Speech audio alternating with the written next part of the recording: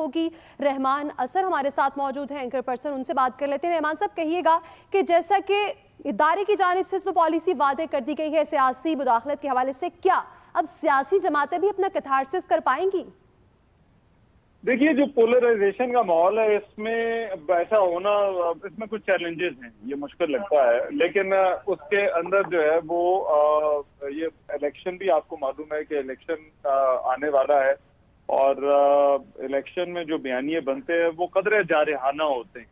और उसमें मैंने आपसे जो पहले मैं बात कर रहा था, मिसाल आपको दे रहा था, पिछले 7-8 सालों में तो बयानिए सारे बने ही ये हैं कि एस्टैब्लिशमेंट ने हमारे साथ ये कर दिया और एस्टैब्लिशमेंट ने हमसे इलेक्शन जो है वो ले लिया और एस्टैब्लिशमेंट ने तहरीक अदम एतमाद करा दी और एस्टैब्लिशमेंट ने हमारी हुकूमत खत्म करवा दी। तो उन तमाम बयानियों से यू टर्न जो है वो मुश्किल होंगे, लेकिन कई दफा ये यू टर्न जो है वो कौम और मुल्क के फायदे में भी होते हैं। ये उसी सूरत में हो सकता है जब आप इस तमाम के तमाम जो मामलात हैं उनका असर नौ उनका आगाज करना चाहें, एक रीसेट का बटन है वो आप दबाना चाहते हैं।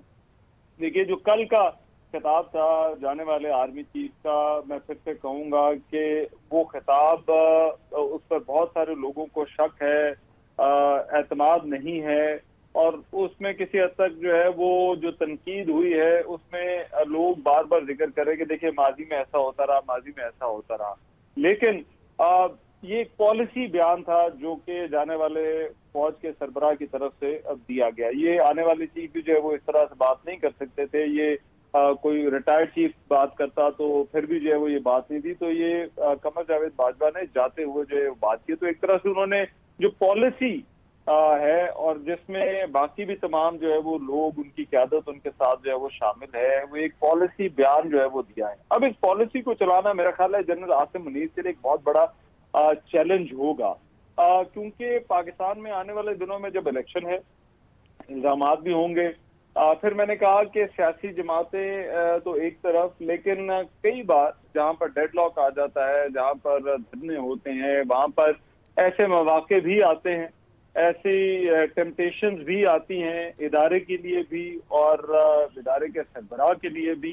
कई दफा सियासी जमातें खुद किरदार अदा करने का कहती हैं, चाहे वो आईनी हो या ना हो, पसे पर्दा राब्तों का भी जो है वो जिक्र होता रहता है। तो ये तमाम की तमाम चीजें आने वाले जो आर्मी चीफ है जनरल आसिम मुनीर, उनके लिए एक बड़ा चैलेंज होगा कि जिस पॉलिसी का इजहार जनरल कमर जावेद बाजवा जाते हुए करके जा रहे हैं कि फौज अब सियासी मामलात में मुदाखलत नहीं करेगी, किस हद तक जो है वो फौज अपने आप को इन मामलात से दूर रखेगी। अब सियासी जमातें, मैं ये समझता हूँ कि ये बड़ा मुश्किल काम होगा कि वो बार बार इदारों को किसी न किसी हवाले से आवाज ना दें, क्योंकि मैंने कहा 7-8 साल जब सियासत ही इसके गिर्द घूमी है तो ये चीजें होंगी।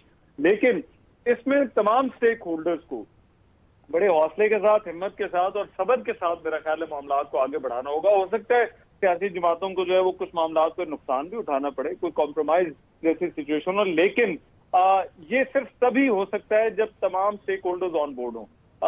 ये सिर्फ इदारा भी, फौज जैसा इदारा भी नहीं कर सकता कि कहे कि हम कोई अमल दखल नहीं देंगे और फिर बाद में ऐसे मौके आते रहे जब जो है वो उनको जो है वो दरमियान में आना पड़े या जो है वो ऐसी सूरत हाल पैदा होती रहे। और ना ये अकेली सियासी जमातें कर सकती हैं कि वो इदारे से कहती रहे कि आप गैर सियासी हो जाएं और सियासत में आप अमल दखल ना करें। तो ये अच्छा रहमान साहब, यहाँ पर सियासी जमातों को भी अपनी पॉलिसी वाजे कर लेनी चाहिए, उनको भी एक रोड मैप बना लेना चाहिए। जिस तरह से जाने वाले आर्मी चीफ ने अपनी पॉलिसी वाजे की, यहाँ पर सियासतदानों के लिए भी लम्हा फिक्रिया है कि वो भी अपनी पॉलिसी वाजे करें, एक रोड मैप बनाएं और उस पर अमल दरामद करें।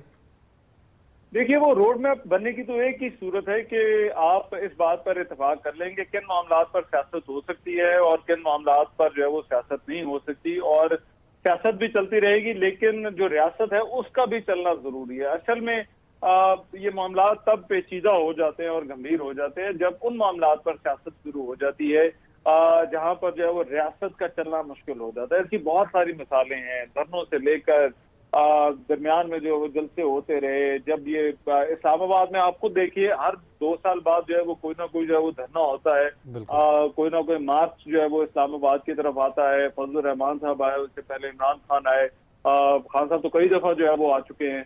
तो ये जो तरीक़ाकार है उनका एहतजाज, उनका आईनी हक है, होना चाहिए। लेकिन एहतजाज बाकी दुनिया में भी होते हैं, लेकिन इससे रियासत का जो काम है वो नहीं बंद होता। तो मेरा ख्याल है इदारे की इन्वॉल्वमेंट जो है वो या उसके लिए मौके तब पैदा होते हैं जब ऐसी सिचुएशन आ जाती है जहाँ पर सियासी कुव्वतें मसाइल का हल निकालने में नाकाम होती हैं। तो सियासी कुव्वतें अपने अपने मौके पर डटी भी रहती है, लेकिन उसके लिए जरूरी है कि ये एक दूसरे के साथ बैठे भी, इन मामला पर इतफाक करें कि किन पर जो है वो सियासत हो सकती है, किन पर जो है वो नहीं हो सकती। एक लेवल प्लेइंग फील्ड मिले, इलेक्शन में जो जीते उसकी जीत को जो है वो तस्लीम किया जाए। जो अपोजिशन है वो अपोजिशन का काम करे, जो हुकूमत है वो हुकूमत का काम करे। अपोजिशन अगर कोई जमात आ जाती है और वो मुसलसल फौज की तरफ देखती रहती है तो इस तरह से भी तो काम नहीं चलने वाला, क्योंकि ज़ाहिर बात है हुकूमत और इदारे के दरमियान भी मामला बार बार ऐसे आएंगे जहाँ पर जो है वो इख्तलाफात होंगे। तो ये तमाम हदूद जो है वो तय करनी है और उसके लिए जो है वो आपको, हमारे जो स्टेक होल्डर्स हैं उनको काम करना होगा। रोड मैप तभी तय हो सकता है जब पोलराइजेशन थोड़ी कम होगी, और उसका फौरी तौर पर अभी तो इम्कान कम नजर आता है। लेकिन इलेक्शन के बाद मेरा ख्याल है कुछ उम्मीद की जा सकती है कि शायद ऐसा कोई रोड मैप जो है वो तय हो जाए जहां पर सिविल और मिलिट्री ताल्लुकात पाकिस्तान में नए सिरे से उनका तयन किया जाए। आमिर साहब, आप क्या समझते हैं कि इस तयनाती के बाद, चूंकि अब आम इंतखाबात भी करीब हैं, तो क्या हदूद मुकर्रर हो पाएंगी?